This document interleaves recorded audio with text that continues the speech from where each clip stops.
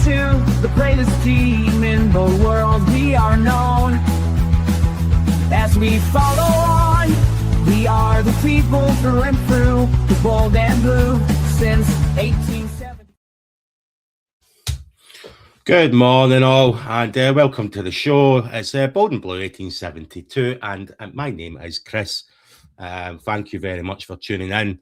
It's a cold and crisp day over here across the water. The sun is out though, but I am still a little bit sensitive. I'm recovering still from Sunday, so I am of course joined by my good friend Jack.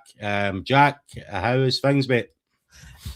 Yeah, very similar to yourself. Cold, crisp, sunny morning, but I still definitely don't have a sunny disposition on the back of Sunday.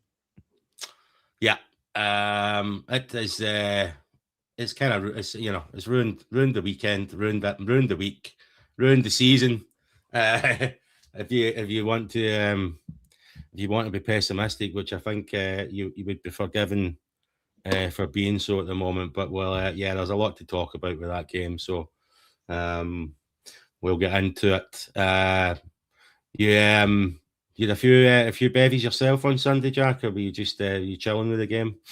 I don't, unfortunately, just with having the 4-year-old running about the house. That can be difficult, trying to not be absolutely beeling at a game. And a 4-year-old just jumping about thinking, no got a clue.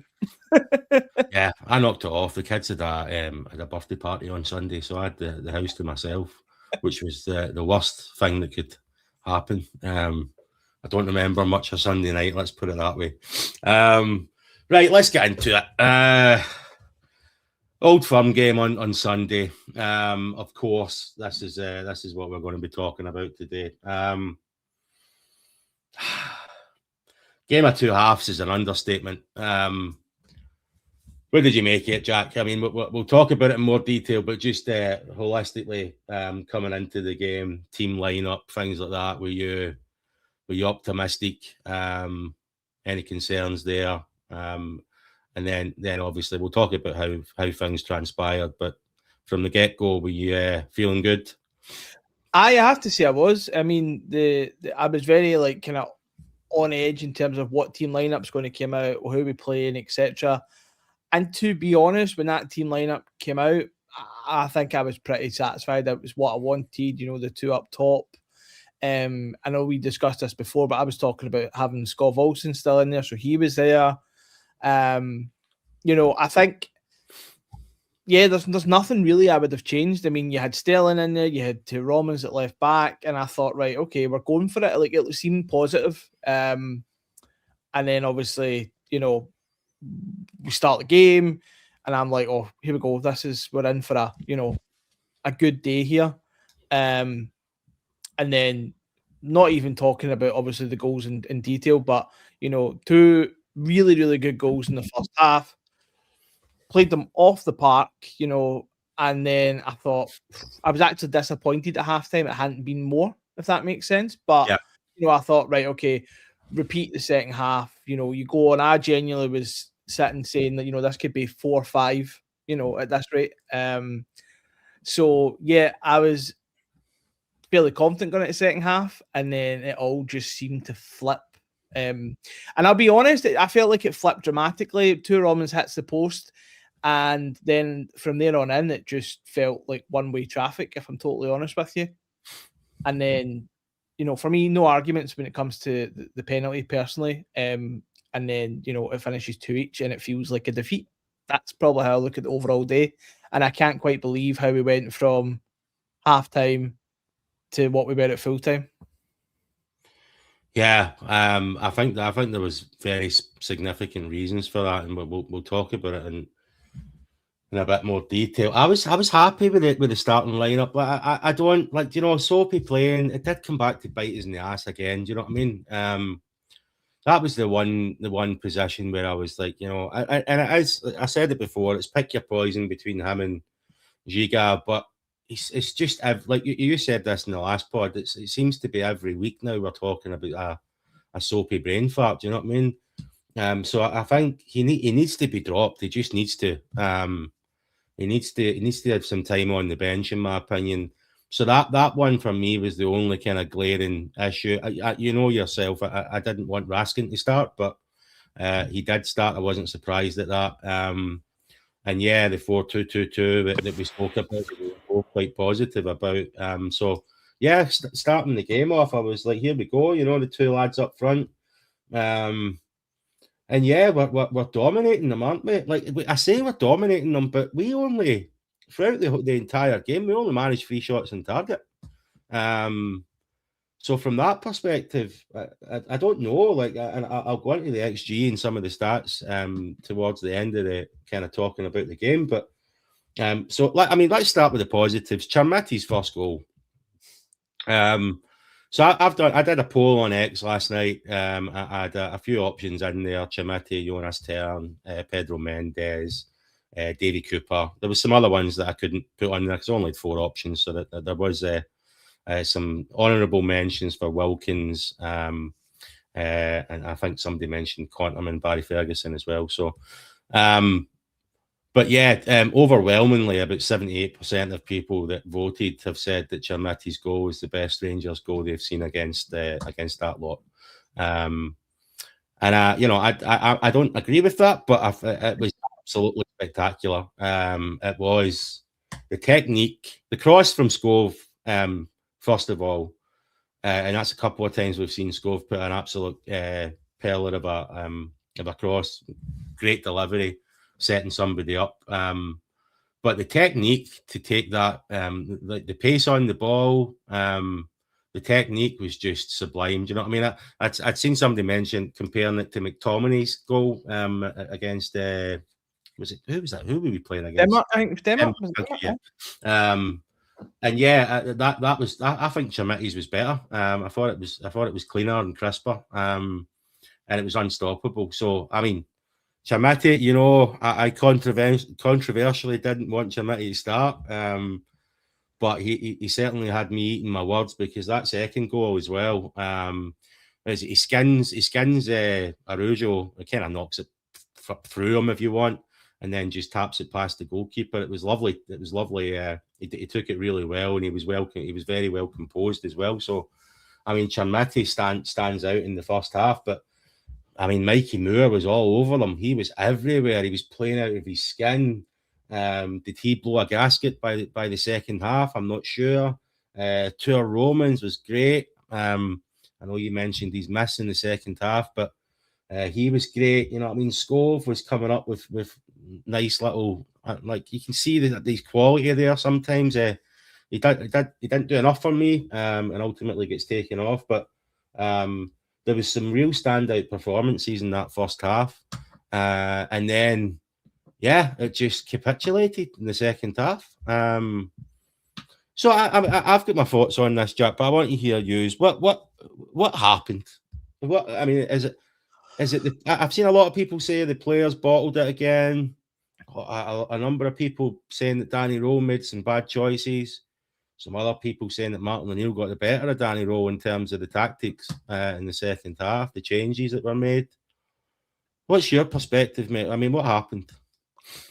Okay, I'm probably going to do one of those things that a lot of football people do modernly. I don't think it was quite one thing. So I think there's an argument to be made that first half we absolutely ran ourselves into the ground, like, you know, relentlessly, you know, pressing teams, etc.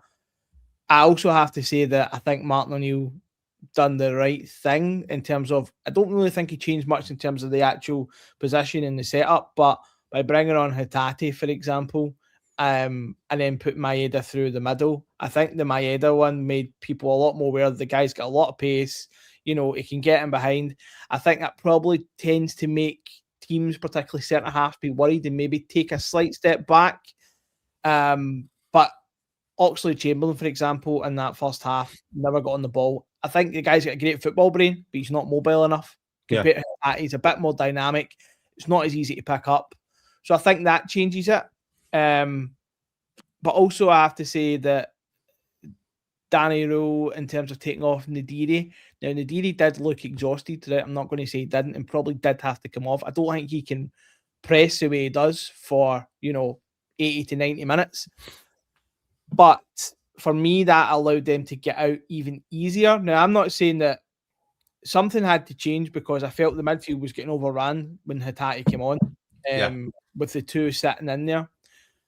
But also by taking Nadiri off, that gave them even more, time to get forward. People like Liam Scales were able to step out with the ball, getting loads of space, which they never got. So there was a kind of risk-reward factor for me behind it. But what I do think is criminal is if you're going to go one striker, you don't leave Chermiti up top himself, because as it's been shown very recently that he plays much better with a second striker, someone up there with him. Even when you go back to his first goal, he's not in the box initially for his first goal. If you watch it, he's actually out on the left-hand side of the box, outside the box, and he's kind of watching the play develop, and then kind of walks his way in. Then he gets that ball in and scores a goal. He's not going to burst to get in there. I don't think he can occupy centre halves the way. I don't even, to be honest, do we really have somebody? Maybe Nadiri could do it on his own, but he was coming off. Do I think Miofsky could do it? I don't know, but I know he could play off the shoulder, so he might actually, go in behind. Yeah. And I do have to say, I just think Danny Rohl got it wrong. But even you think about the Dio sub, I can see the sense of putting another body in midfield, but again, I just didn't really know where Dio was playing. I don't really know what he was doing. And I'll be honest, I actually thought Dio's been very, very good in Old Firm games. I didn't think he turned up really at all. But some of the passing, particularly in the second half as well, there has to be an element of you do put it on the players as well. But I mean, it's the same players that are out there, and I do agree the manager can change things from the side, but the team has to almost have a bit of belief in the fact that they did play them off the park for 90 minutes, right? For the first 45. And then you kind of go, like, they need to stand up a bit and just, be like, no, that aggressiveness, like, it just wasn't there at all. The ball was just coming back. Butland's firing it long, and, his kicking, for what Jack Butland does well, his kicking is atrocious, right? Yeah. And he's not helping it. It's just getting shunted up, and the ball's just coming back. And I'm like, that's not even how we're playing. Where's some of the intricacy? It was just really long ball, hoofing it up the park. Someone like Chermiti who's not going to do it. Me personally, and I've seen a lot of people advocate for this, I'd have done something even like bringing Nadim Barami on. So I thought when he has been coming on recently, he's been great. And Nadiri, yes, he's a striker, but I always feel he plays that kind of second striker role where he's kind of just slightly further back from Chermiti. Yeah. Could Barami have played that? I don't know. Or even keep it the same, put a Majovsky on, put Barami in place of Scott Olsen, something just a bit different. Like, I just felt that he couldn't get it right. And then the one argument I've seen is, if that's how you want to play for 90 minutes, but you should know that your team are not actually capable of playing that relentless way for the full 90, you need to have a plan to kind of almost back it up when they run out of steam, because to me, there was a lot of that. Like I said, Mikey Moore, thought he was unbelievable in the first half, and then just nothing. But I think he actually looked exhausted. So yeah, I don't know. But then I will say, the moment they got that first goal, I was like, I'll be honest, I had a dread feeling. I was like, and I think a lot of people in the stadium felt that as well, because the atmosphere definitely changed in terms of that tension. The only thing I'll say is, I thought, fans in the first half, absolutely amazing. And, I don't really blame them for feeling a bit tense after that happened, if I'm honest. Yeah, I do want to talk about. I have seen some rhetoric out there about the atmosphere at Ibrox.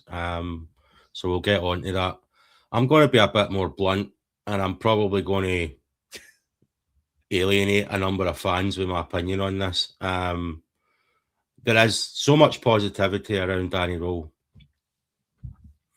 I've seen a massive tide turn on X. Now I know X is never the moral compass of the world to make judgment calls, but I'm sorry.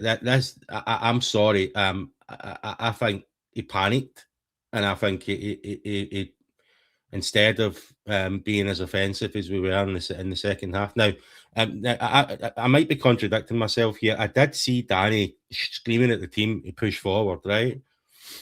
But he'd made us impotent by leaving Chermiti up there on his own. I know you just touched on it there, so I'm not going to repeat the same thing.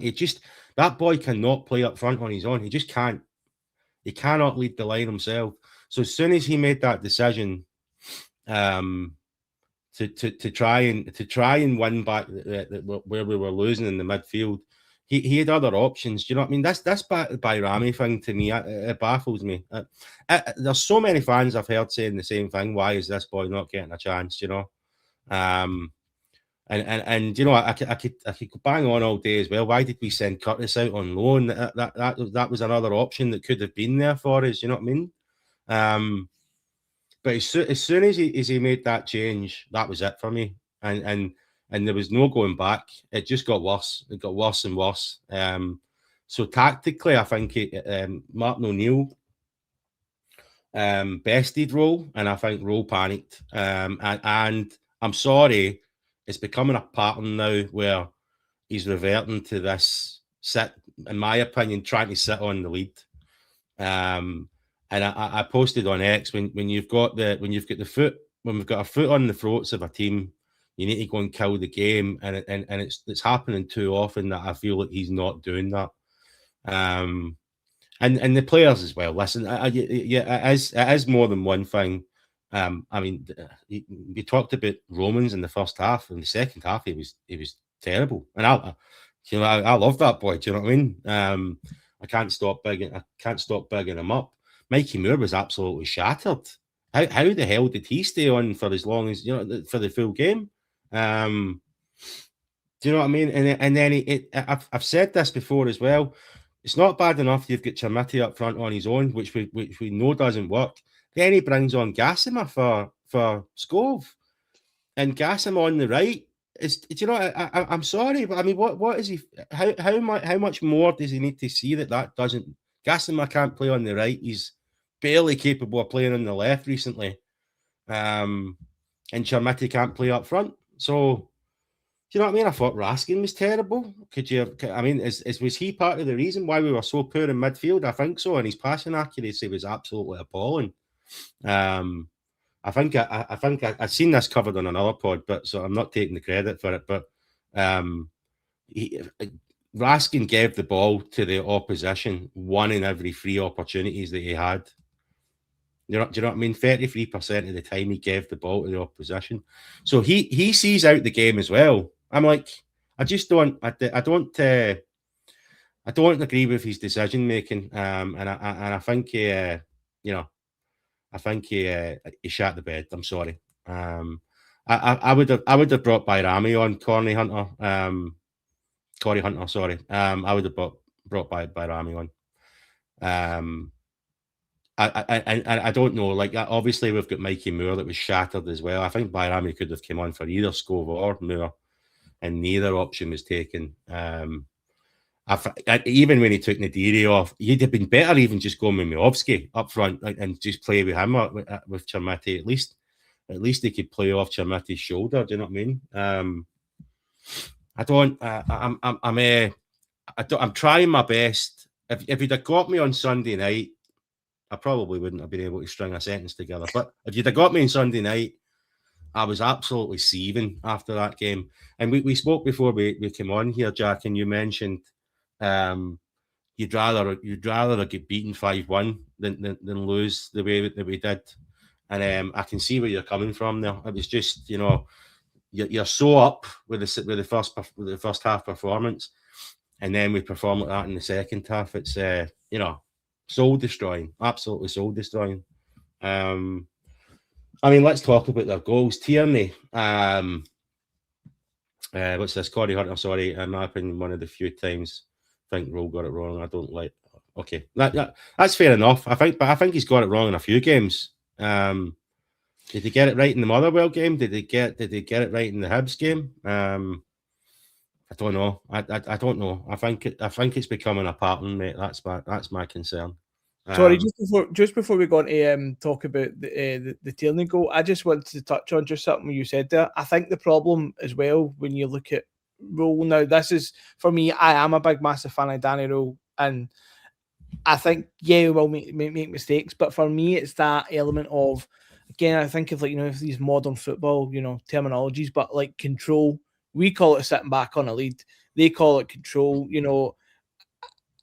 And I just can't see the argument for it. Particularly also, loads of people have said this. Celtic were 2-0 down against Kilmarnock at halftime, and they come back and won the game 3-2. Like, regardless of what you think of them as a footballing team, they have that ability to do so, and he should have been aware of it. I think for me, it's like when you also think about he's screaming at the players almost to get up, and that's for me also partly where I think there's an element of, like, I don't know if it's fear, trepidation, I don't know what it is about the players, but if you go back to when he just came in, he was playing this kind of rigid, 4-2-3-1 or 4-3-3, whatever he was playing, and they were still pressing better initially than they had been previously, obviously under Martin. So for me, there's also that argument of, like, yeah, he's tried to change it. You can make arguments about the decisions, like, in terms of like Gassama, because Gassama on the left has been, as you said, not very good, and on the right he's even worse. But like the fact that the team sat off so much, like, and he clearly didn't want them to do that, is for me that's a bit criminal in terms of like that the player's response to that. And I have seen a lot of this. This is the one thing I'll say about Raskin, because we did have this discussion, and I mean, I would have been happy to drop Raskin for Dio, because I didn't think Chucky should have been dropped. But what I will say is that he's definitely not a number 6. I think this argument, but it could be a 6, could be an 8. Watching a game like yesterday tells me he's not that player, because you just want someone to take the ball for 5-10 minutes. Take some passes, take the sting out of the game from Celtic. Yeah. And it wasn't like that. It was like a basketball game. The ball was just flying back and forward. And then his passing was terrible anyway, as you said. But I genuinely think there was a whole, mix of contributing factors. But I can honestly say that he definitely did get it wrong. Like, he did get it wrong with his decisions. Corey Hunter's point here as well, right? So we're sitting back deeper. It's not even just that. But you mentioned Butland earlier on. Butland, Raskin, just giving the ball back to them, just constantly inviting them, inviting the pressure on for the entirety of the second half. So I'm going to touch on it, right? So Tierney's goal, I think Soapy is to blame for it. It's a free header. It's ridiculous. Should never be allowed to happen. And then the penalty. For me, it's a penalty. I don't agree with the rules of the game, but under the laws of the game, it's a penalty. I don't see what's Sterling meant to do? Just make his hands disappear whenever he's trying to when he's jumping. It's not realistic, is it? But I do understand the ball was going in the net, and Sterling's hand moved it then onto Butland. So I've no problem with it. A lot's been made about the follow-up from Hatate. Hatate does have 4 yards on everybody, but so that could explain how you can get first bite of it, first crack at it. To get 2 cracks at it though, again, our defence, there was, by the time he got in there, by the time Hatate had the second shot off, we still didn't have defenders on him. It was appalling. So there's loads to complain about, but ultimately at the end of the day, we're sitting back at points in time. Our entire team is in our own half, and it was a number of times I've seen it. We end up Celtic going from an XG of 0.1 in the first half to an XG of 2.24. Maeda misses 2. Well, I don't say sitters, but he's clean through on goal with a header. He's clean through on goal with Butland a second time. He hits it straight at Butland. We are lucky we did not lose that game. We are. I feel that we're lucky we did not lose that game. Sean, mate, you should. It's 2 days after it, and I'm still feeling. I'm assuming it's coming across, but I'm feeling at what happened. But but yeah, I mean, we invited it, and if you want to invite them to dominate the game, they'll duly oblige, and that's what happened, in my opinion. Yeah. Yeah, no, I do agree. Like, I do agree. We gave them the invitation. You know what I mean? And regardless of what you think of Celtic as a football team, or just their overall quality, we can make arguments that they're not the same quality, but there is still players in that team that can hurt you. You know what I mean? And at the end of the day, you do not give them the opportunity to do so. Just to go back to the penalty, for me, there's a couple of things. Like, Sterling is the person who gives away the penalty, right? Granted. But I went back and watched a couple of things from the game, but he's actually the only one that's actually making some sort of defensive action to get in the way. I feel like the rest of the defense is just kind of static, and that's the reason Sterling's in there and it hits his hand. Right, fair enough, that can happen. But for me, the most damning thing that just really, really infuriated me when it comes to the players, Tati gets his penalty, right? Butland saves it. He's a bit unlucky in terms of, like, he didn't push it around the post or push it away, right? It kind of sclaffs off the inside of his hand and it comes back to Hitati, right? He gets his follow-up, right? Which Butland again saves. There's an angle of the players from, if you're in the stand just behind Butland's goal, looking at it. He makes the save, right? And they all start walking their way in. Yeah. And I was like, that's unbelievable and absolutely criminal. Like, I'm not one for banging on about bottles crashing and mentality and stuff, because I do think football is, it's not played on paper. All types of things can happen. But for me, that's effort and application. And that's the one thing that infuriates me, is the Hitati was able to get another opportunity. And I was like, our players are walking in. I actually felt sorry for Butland in that instance, because the guy's made a penalty save, he's made a save of the rebound, and there's nobody there to help him. And I thought about this, I went, I'm going to watch other clips of other leagues and penalties when keepers save them, and players are flying back in to make sure nothing gets, in the way. Yeah. And that should have been the minimum expected. You know what? If you do that, it makes its way in. Fair enough. What happens. But for me, that was really, really criminal, and that small kind of microcosm of the game, that one snapshot, I was like, I couldn't believe it. Could not believe it. Oh, getting the first crack at it is, that you've got 4 yards on everybody else. That makes sense. Getting 2 cracks at it is absolutely ridiculous. Sean, I'm not sure if you joined us late, mate. I was talking about Soapy earlier on. Absolutely. He needs to be dropped, in my opinion. That is, and to say, when you are saying that Giga is a better option than Soapy, I have to personally question why Soapy has signed an extension. He's he ticks some boxes with quotas, and he's, I believe, probably on not the highest of salaries. So from that perspective, yeah. But should Soapy be playing for Rangers? I don't believe he's. I don't believe he should be. I mean, what? And even if you do, if we bring in another centre half in the summer, I suppose. See, for me, Soapy's contract being extended for, is it 1 year with an option for a second, speaks volumes to me. That I think the club knows that he's a stopgap until they're more comfortable. They've figured that position out. But yeah.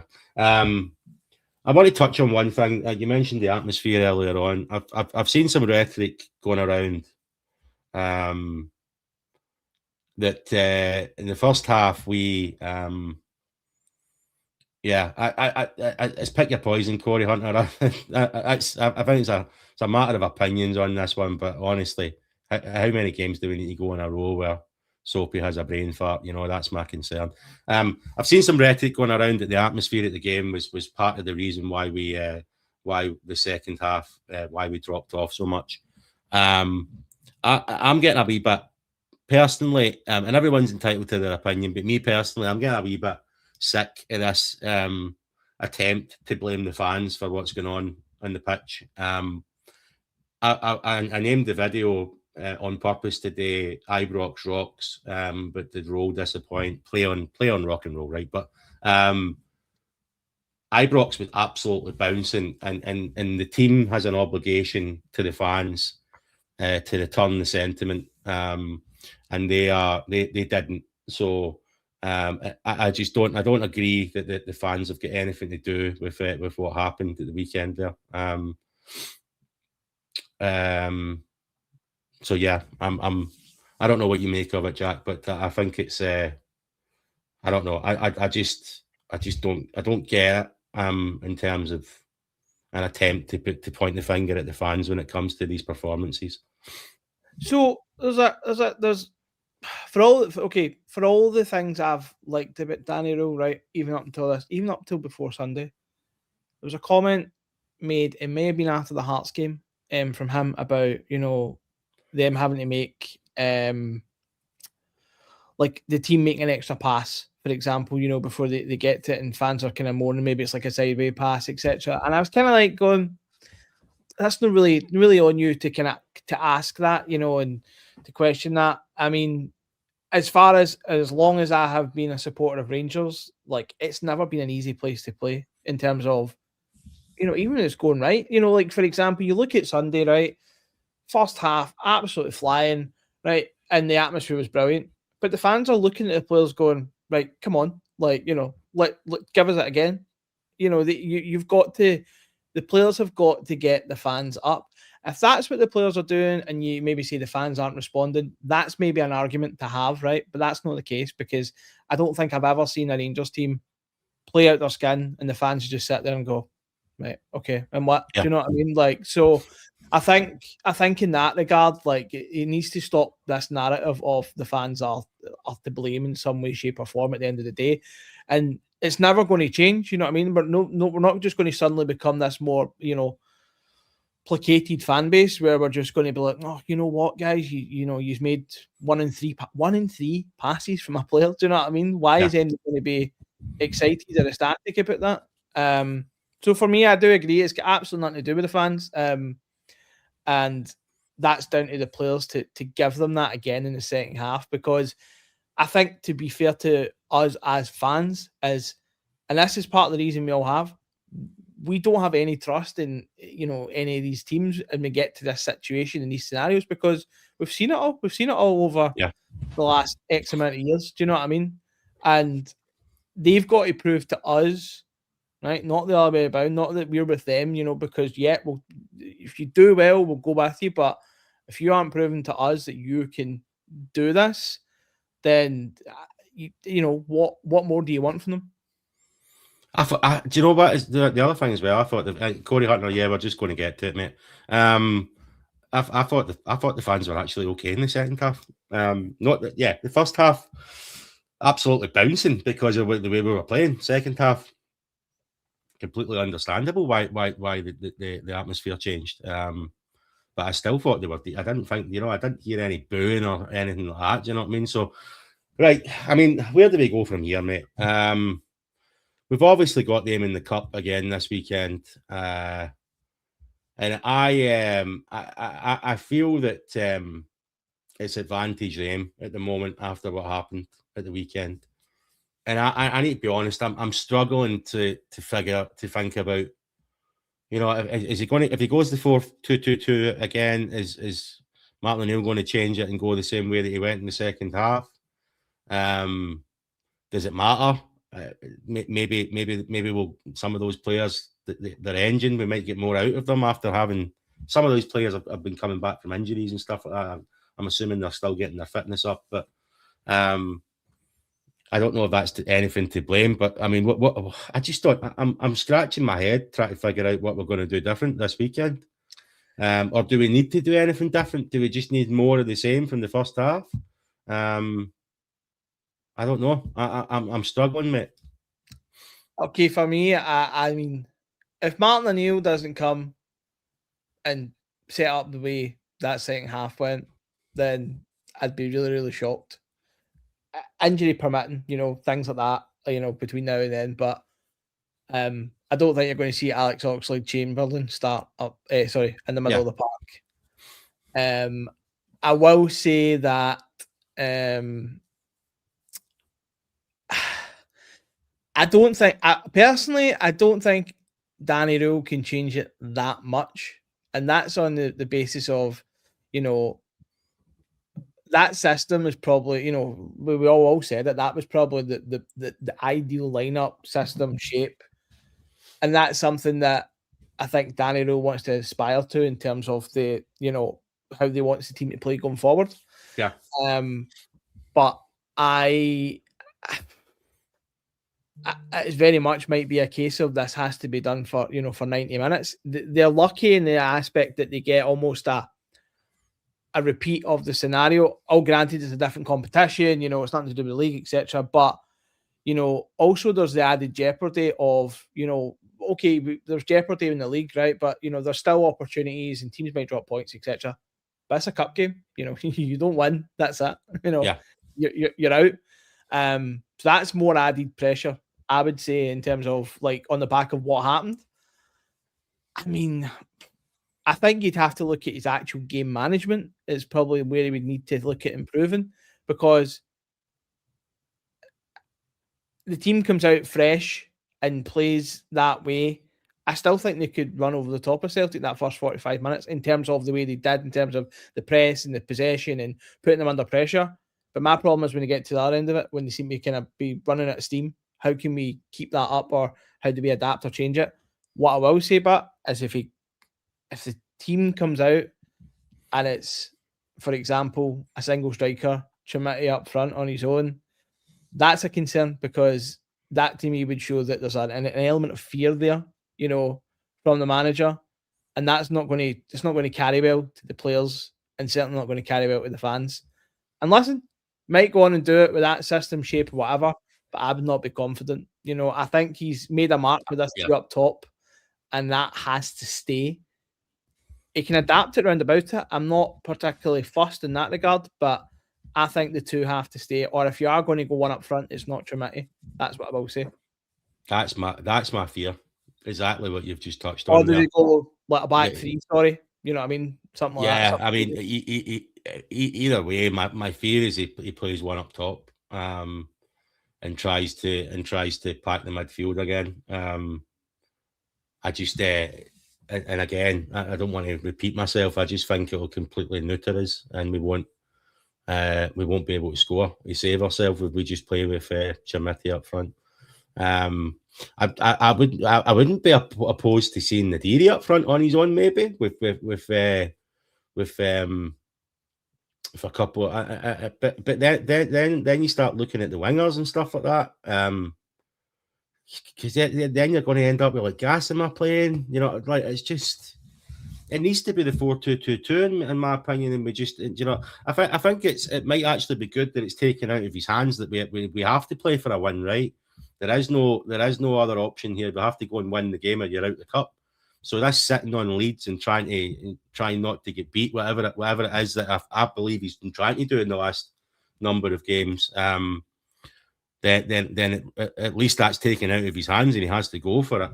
But I just hope that he's not there's not some scar tissue there from what's just happened at the weekend, and he doesn't go for it because it'll just I just can't see us beating them if we play with one up front. So but I definitely think he could, you know, I mean, again, matter of opinions. I think Giga has to come in, give Soapy a rest, just let him take some time away from the first team.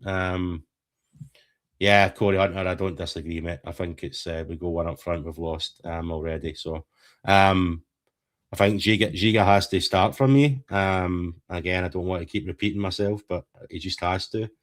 And he has to figure out what he's doing with that midfield, because I mentioned this in the chat, Jack. I'm not sure if you noticed it, but I think we've got a bunch of players that are all far too similar in the middle of the midfield.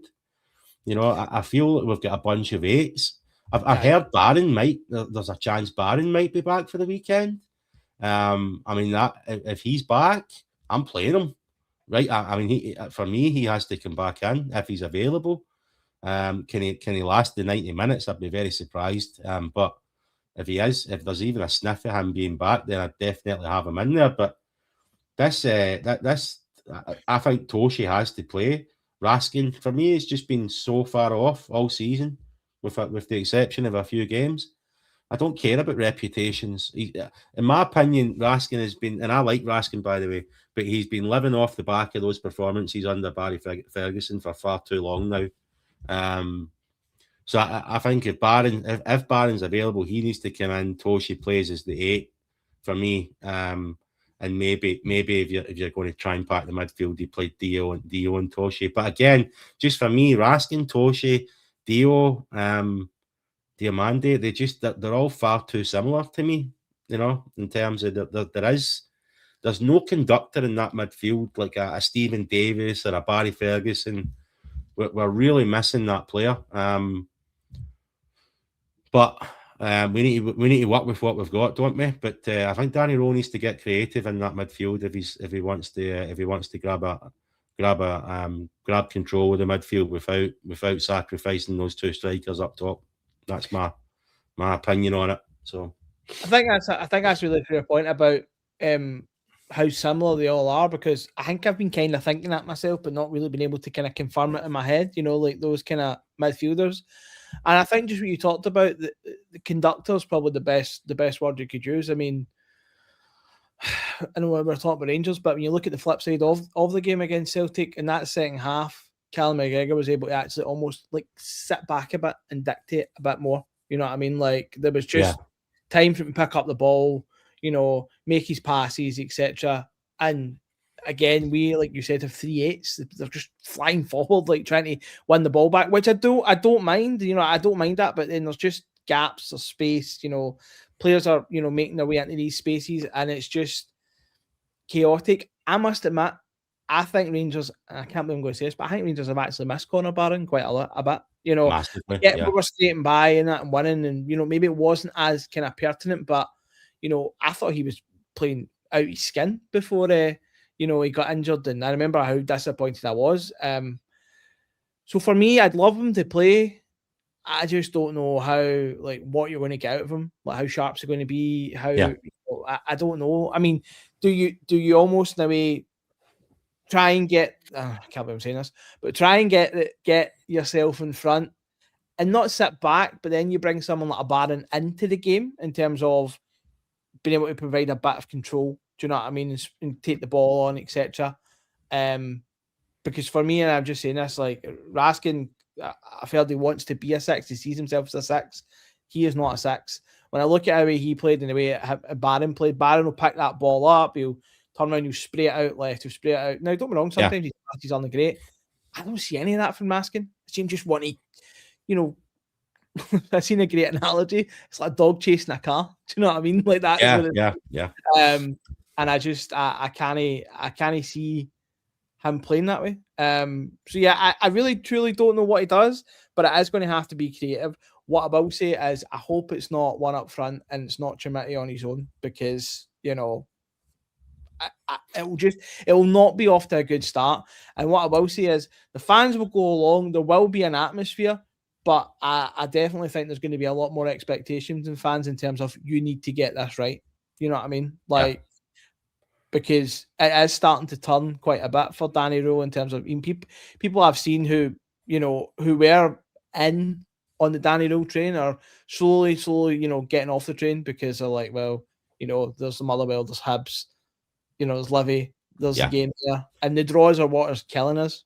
That they are absolutely killing us in the league.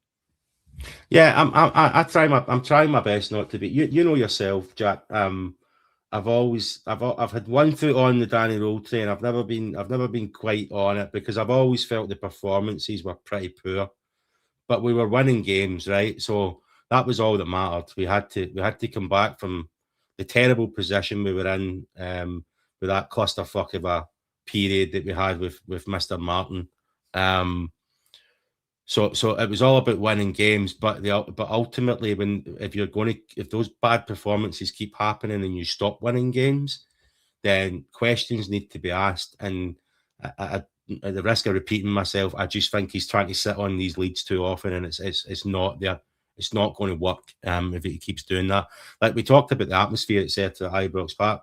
If he goes with Chermiti up front on his own this weekend, can tell you right now that atmosphere is not going to be getting off to the best start. The fans will be there rocking and rolling again, but there will be a lot of pessimistic fans in that stadium if he goes with one up front, unless it's Nadiri, because we've not actually quite seen that yet, have we?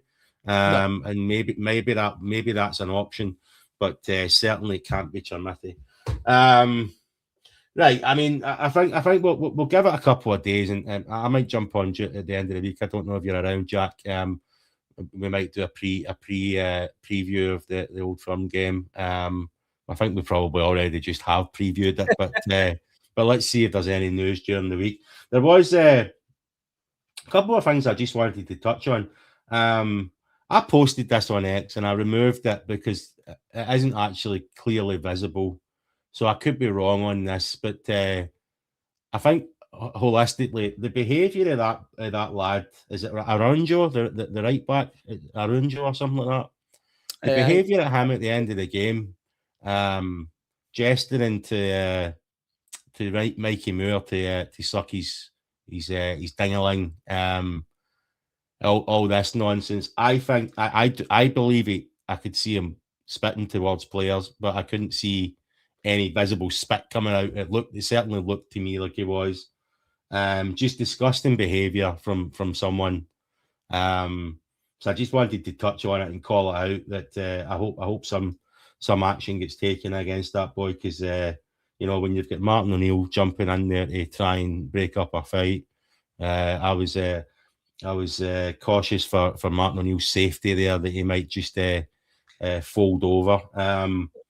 But yeah, I'm jesting. But I thought it was disgusting from that boy.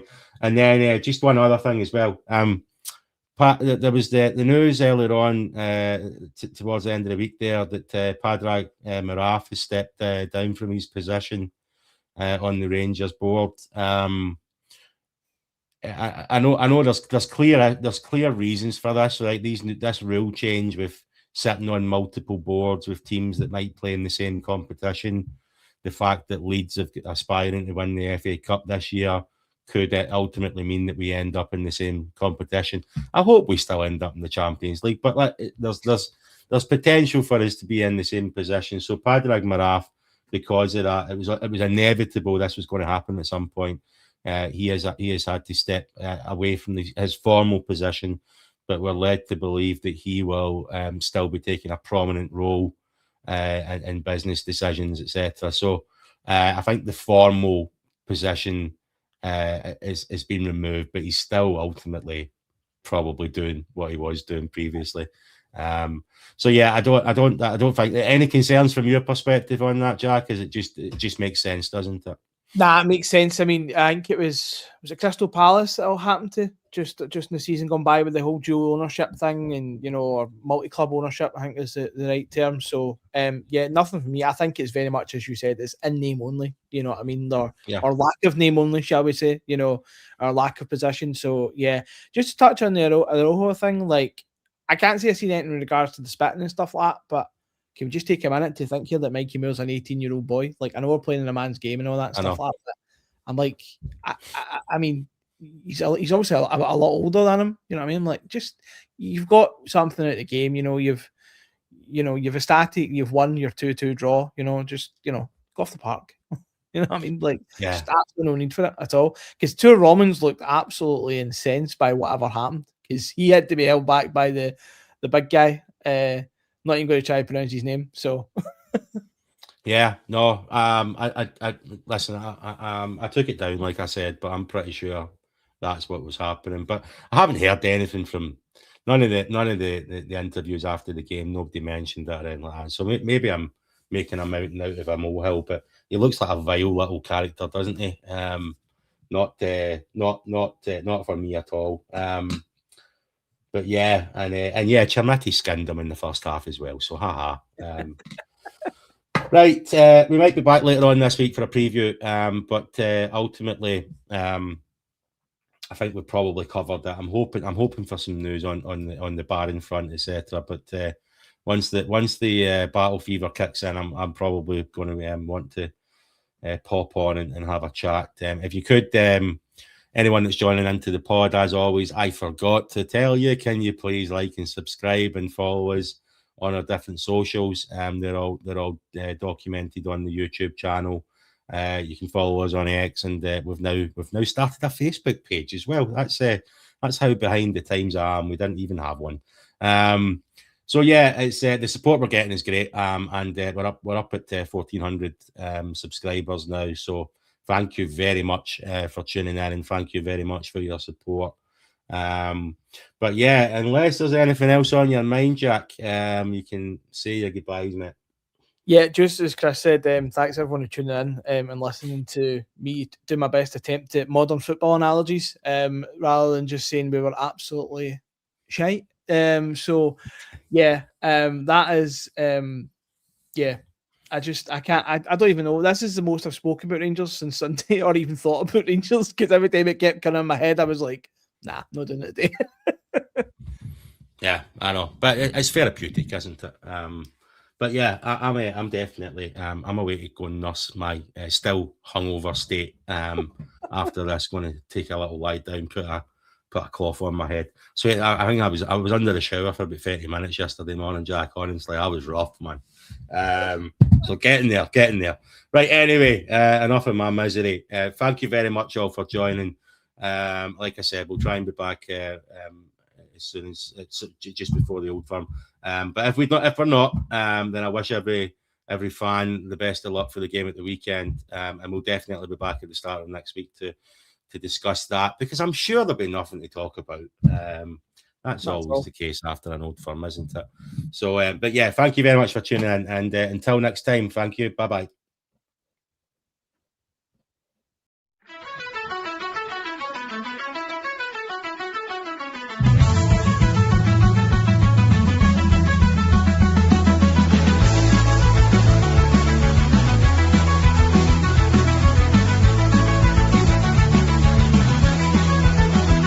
We are gold and blue, born in 1872, the greatest team in the world. We are known as we follow on.